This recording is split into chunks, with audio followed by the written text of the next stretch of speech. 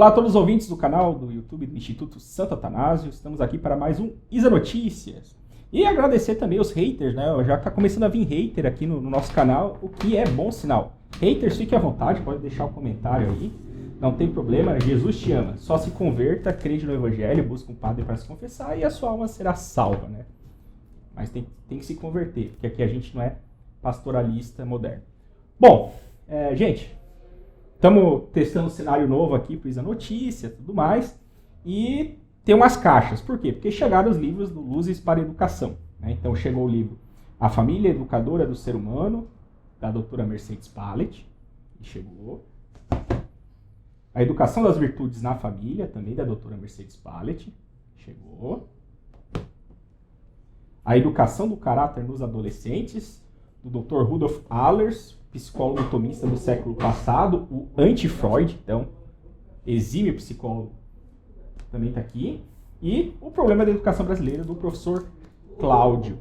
O professor Cláudio aí tem vídeos nossos aí no YouTube, né? E tem o curso A Educação Cristã na nossa plataforma de curso, Isa Cursos, cursos.institutosantoatanasio.org. Chega de merchan, bora pro vídeo. Bom, hoje nós vamos fazer o react. Do pronunciamento de Dom Wonder sobre a crise na igreja, né? O CDB lançou esse vídeo e tal, né? E pediu para divulgar, vamos divulgar e tal, né? Aí eu fui atrás, né? Onde é que houve esse pronunciamento e tudo mais? E na verdade ele é uma parte, ele é um trecho, uma parte de um vídeo que é maior, que é a grande farsa. Tem, pelo que eu vi ali, tem uns 40 minutos e tudo mais. Então, esse é um trecho desse A Grande Farsa, né? Basicamente, né, o Dom Wonder, ele foi chamado em 2009, ele mesmo comenta no início do vídeo que ele foi chamado em 2009 para fazer parte daquele diálogo do Vaticano com a Fraternidade de São Pio X. E por causa desse diálogo, né, ele tinha que mandar relatório, conversar com eles, mandar o relatório, fazer uma discussão teológica e tudo mais. E então ele teve que se debruçar nas obras do Dom Lefebvre, né? Aí ele tomou a Red Pill, né? O resultado foi esse, né? Tomou a Red Pill e tal e fez esse vídeo, né? Então a gente já pode dizer de antemão, antes mesmo de fazer o react, né, como que é interessante o verdadeiro diálogo, né? Não é esse diálogo modernista aí que tipo, não, cultura de encontro, mas cultura de encontro para quê? Para dialogar. Para dialogar para quê? Para ter a cultura do encontro, né? Que ao fim e ao cabo, esse diálogozinho aí que eles ficam falando, diálogo. Você veja, diálogo foi uma das palavras mais usadas naquela campanha da fraternidade demoníaca, da Home Bank lá, né?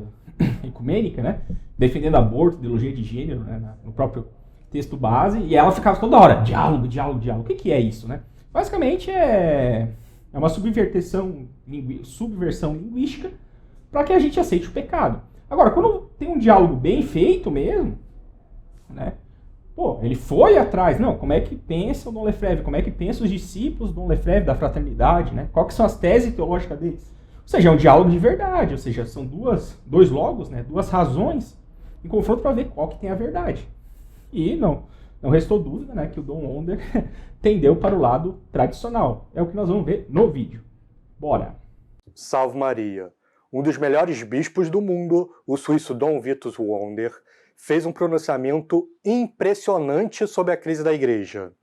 Diante da importância do prelado e do seu discurso contundente, que não contemporizou de forma alguma com os erros do mundo moderno, resolvemos traduzir todos os principais argumentos apresentados pelo bispo alemão. E se você ama a Santa Igreja, contamos com você para a divulgação do material traduzido. Então aí, é nóis. E que viva Cristo Rei! Viva Cristo Rei! Grandes mudanças ocorreram na igreja durante o pontificado de Paulo VI. Fui ordenado padre sob este Papa em 1971. Trata-se do verdadeiro pontificado do concílio e, portanto, um ponto de virada dentro da igreja. O próprio Papa, aparentemente conservador, estava imerso em círculos liberais e progressistas. Ele os promoveu. De fato, né, aqui no Brasil nós temos o exemplo do Dom Helder Câmara, né, Dom Helder Câmara e o Papa Paulo VI eram amicíssimos, assim, né? Uma coisa, né? Quem é Dom Helder Câmara, pra quem não sabe, né? Era o bispo vermelho, né? Vermelho de comunista.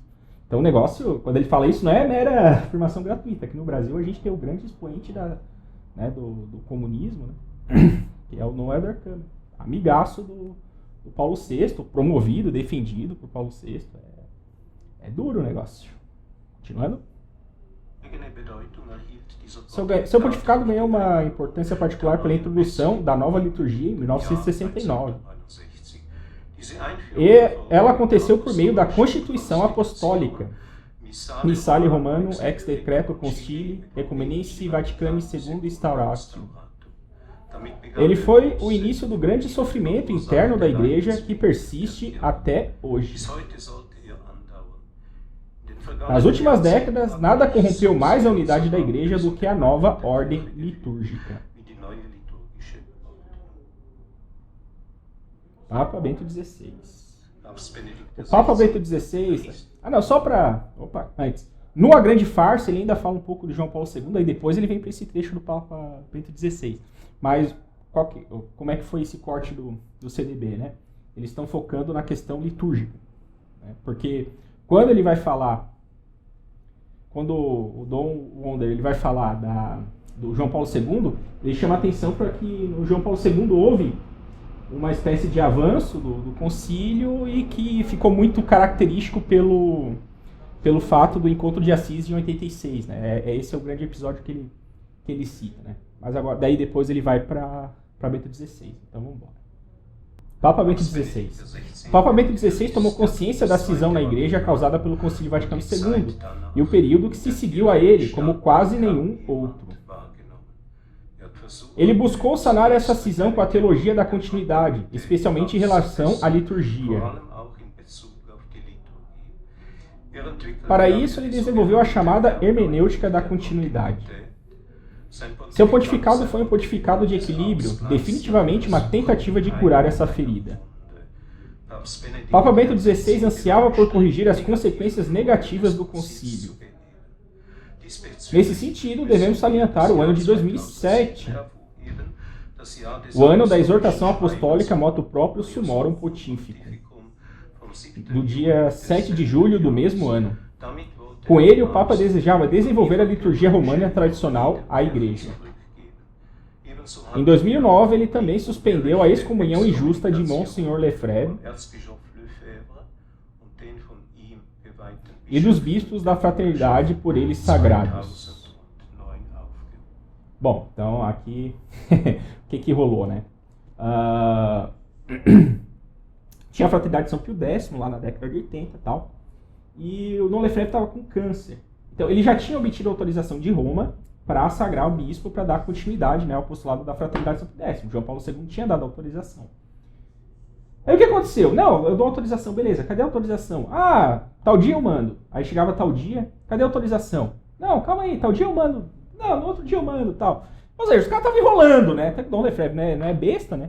Esses caras aí estão me engabelando, eles estão esperando eu morrer, não vai ter bispo, vai acabar, né, a continuidade da fraternidade e tal. Foi lá, né, e pegou lá o Código de Direito Canônico lá, né, do estado de necessidade, né, e sagrou 4 bispos já ali numa talagada só. Resultado, ele foi excomungado por causa disso. Aqui no Brasil, o bispo brasileiro, né, Dom Castro Maier também foi excomungado junto, porque ele estava junto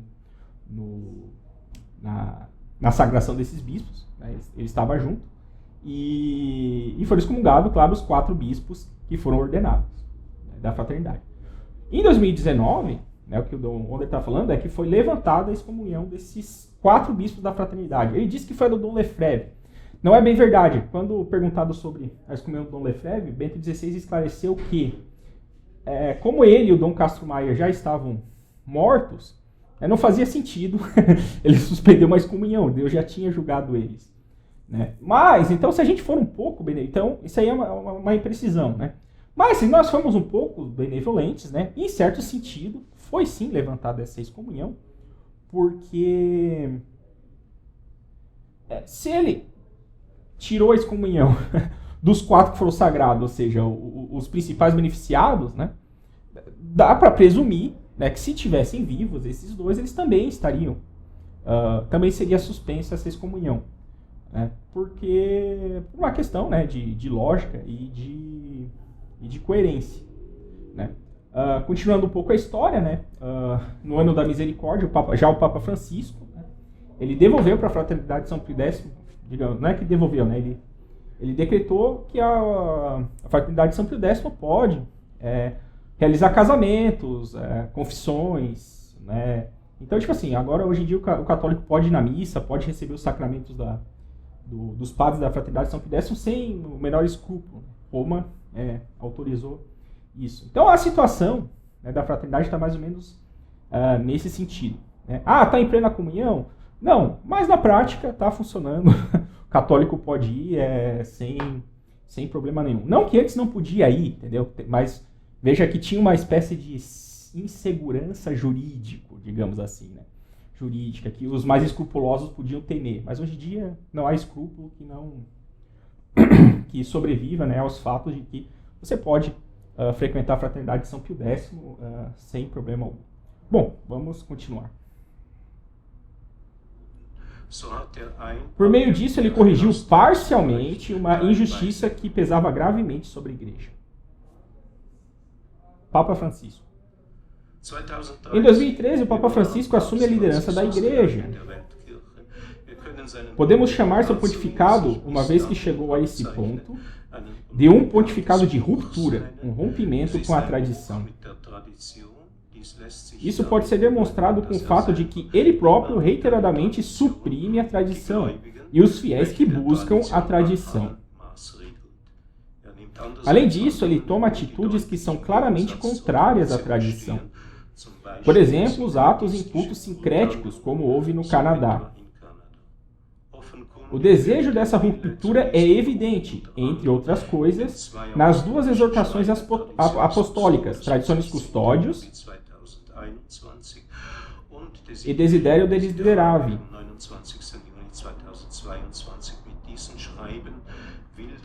Com esses documentos, o Papa busca erradicar a liturgia romana tradicional. Por outro lado, ele é um declarado apoiador da chamada religião global.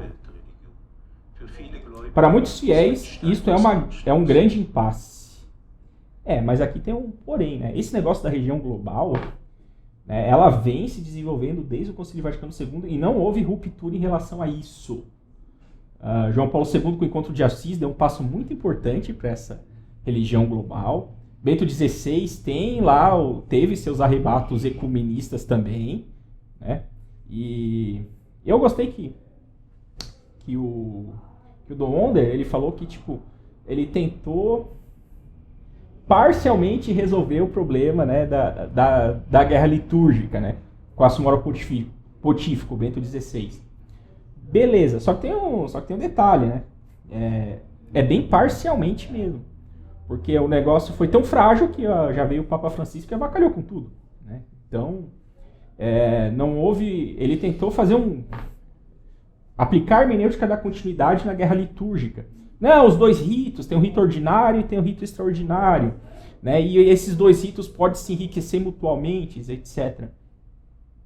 Mas veja, a riqueza ela só pode ser distribuída do mais rico para o mais pobre, entendeu?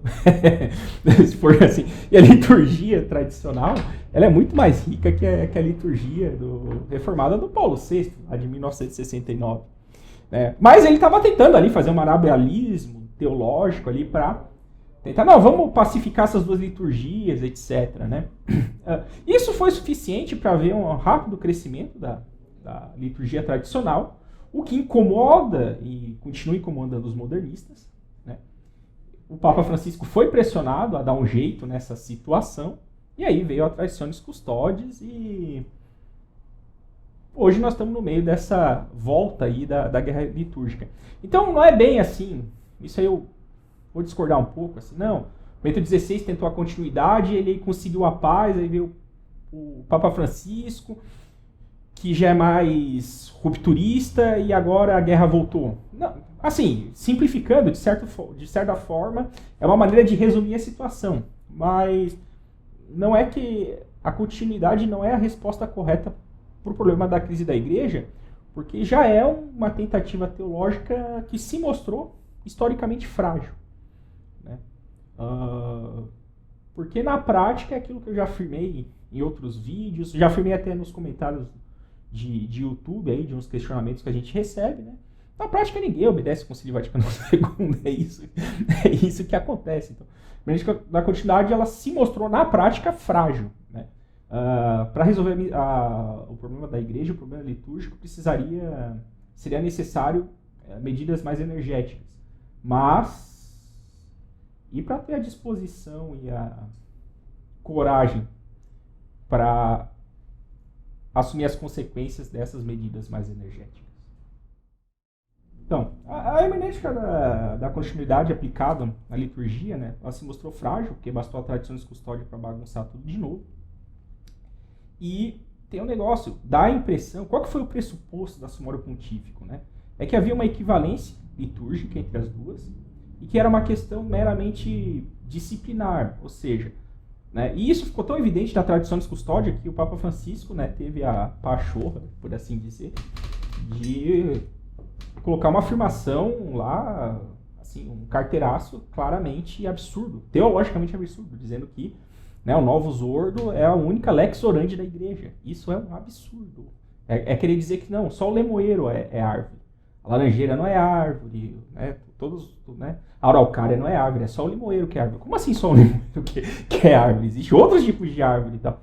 Mas enfim, né, o que já dá para evidenciar, para quem tem um pouquinho de inteligência, que, né, a tradição dos custódios, ela veio para... O objetivo não era teológico. O objetivo era meramente político de perseguição à missa tradicional. Então isso aí, né, que essa perseguição é evidente, como disse o Dom Wonder, isso aí temos que concordar, infelizmente, é uma infelicidade. Mas ele vai continuar aí, né? Vamos lá. Fraternidade Sacerdotal São Pio X. O que ele vai falar?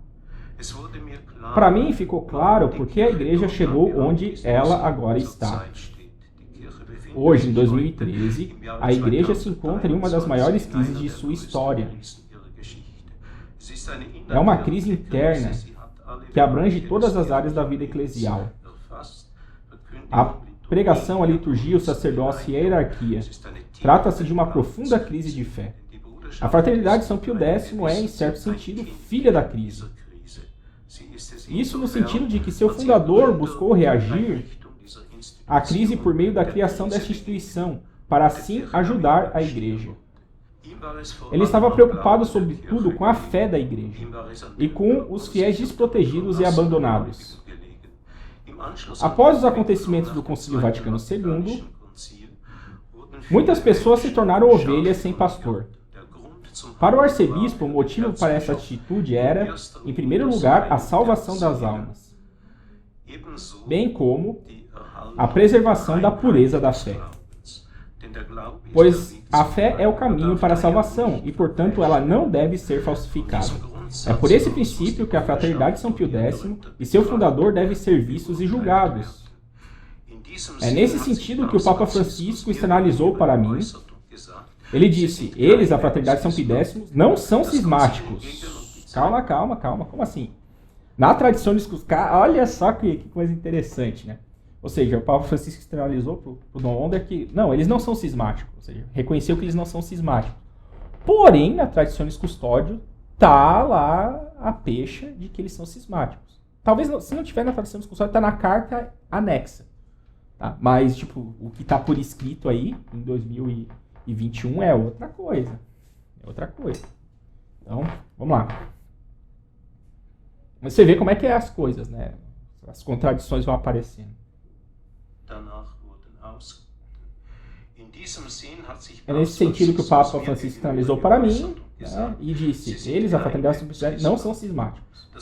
O concílio e o período que se seguiu a ele tornou-se o início de, frequentemente, silenciosos, mas bem-sucedidos ataques oficiais ao magistério anterior e à prática antiga da Igreja. Eles foram ataques à fé transmitida. Eles foram perpetrados pelos bispos e teólogos. que não desejavam aceitar a rejeição ao modernismo. É esta a causa mais profunda da crise da Igreja. É também por esta razão que o pai fundador da Fraternidade São Pio X, o arcebispo Dom Lefebvre, não podia seguir sem reservas as instruções e decisões doutrinais do concílio e os pronunciamentos oficiais da Igreja, que ocorreram posteriormente. Sua atitude foi factualmente justificada e está em total coerência com a fé da Igreja. Deveríamos tê-lo ouvido mais. A mudança da missa de sempre para a missa nova. A crise da Igreja é consequência de uma apostasia parcial da tradição e da prática da fé transmitida. O afastamento da tradição é o sentido de forma mais dolorosa na mudança do rito do santo sacrifício da missa de sempre para a missa nova. O afastamento da fé tradicional na Eucaristia foi evidenciado em 1969, com a Constituição Apostólica Missale Romanum, ex decreto Concilii Ecumenici Vaticano II Instauratio, com a introdução do Novus Ordos Missae. Durante a análise da missa nova, no mesmo ano, uma comissão de peritos chegou à seguinte conclusão: está evidente que o Novus Ordos não tem intenção de apresentar a fé conforme ensinada pelo Concílio de Trento, ao qual, a propósito, a consciência do católico está atrelada para sempre. Com a proclamação do Novus Ordos, o católico leal se depara, portanto, com um trágico dilema. É preciso ser negligente para não identificar uma concepção predominantemente protestante da nova Santa Missa, apesar dos termos católicos, dos gestos piedosos e das interpretações da celebração. Solução da crise. Falamos de forma clara. Há apenas uma saída para a crise. O retorno aos valores e às crenças que foram abandonadas, negligenciados ou ilegitimamente desprezados. O objetivo é analisar os desenvolvimentos dos últimos 70 anos e submetê-los a uma revisão. A Igreja necessita de uma renovação em seu topo e em seus membros. Acima de tudo, ela requer uma renovação da hierarquia, uma renovação do episcopado e, de forma urgente, um retorno à vida sacramental e litúrgica.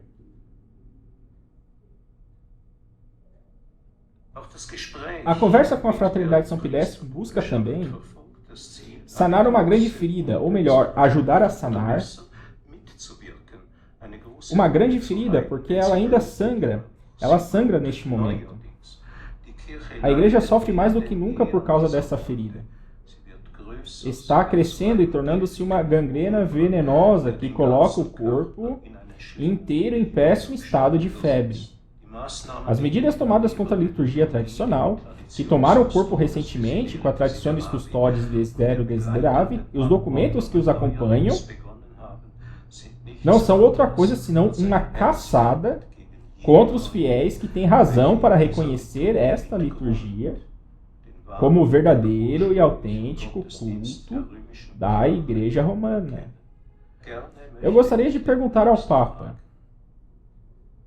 Sim, o que eu gostaria? De perguntar ao Papa se ele me recebesse? Gostaria de perguntar a ele por que ele tem arrancado o pão de seus filhos. O que o motiva a abandoná-los famintos? O que o motiva a deixá-los perecer?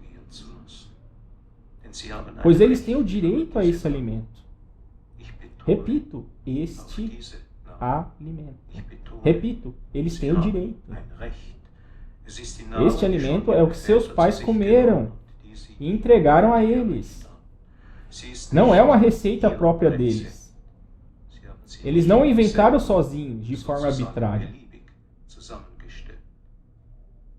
Eu gostaria de encerrar com um apelo à autoridade da Igreja. Eu busco justiça para a Fraternidade Sacerdotal São Pio X. O estudo sobre o caso dela exige esse pedido. Seria salutar a Igreja prover, assim como para outros casos, um pedido de perdão para a fraternidade. Isso até mesmo já foi feito em relação a conceitos abstratos.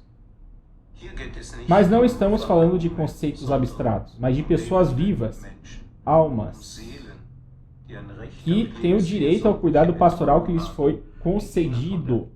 Até aqui tem uma coisa interessante, né? O que o Don Wonder está querendo dizer com já foi pedido perdão por conceitos abstratos? Veja, mais recentemente, a notícia mais recente que eu vi desses pedidos de perdão ridículo aí, assim, que foram feitos, foram aos povos indígenas. Tem uma comissão lá do Vaticano que fez o pedido de perdão aos povos indígenas por causa da opressão histórica e tal. Ou seja, né, chega lá para uma instituição da Santa Sé, né, uma interpretação marxista da história e tem que pedir desculpa. Aí eles vão lá e pedem desculpa para essa abstração, né, porque a história é muito mais complexa, muito mais complicada do que a redução do materialismo dialético do marxismo tenta fazer supor, né? Inclusive o professor Marcelo Andrade vem fazendo vídeos muito bons esclarecendo assim esses mitos históricos. Eu recomendo o canal dele aí. Então assim, João Paulo II, por exemplo, ele pegou um monte de peritos, historiadores, não só católicos, mas de todas as vertentes, inclusive ateus, né? Tipo assim, não, vamos botar então a Inquisição a limpo. Fizeram um estudo e tal, e viram que a Inquisição foi bem mais branda do que, né, a lenda negra, né, do iluminismo e dos protestantes pintavam, né? Não obstante, ele foi lá e pediu desculpa.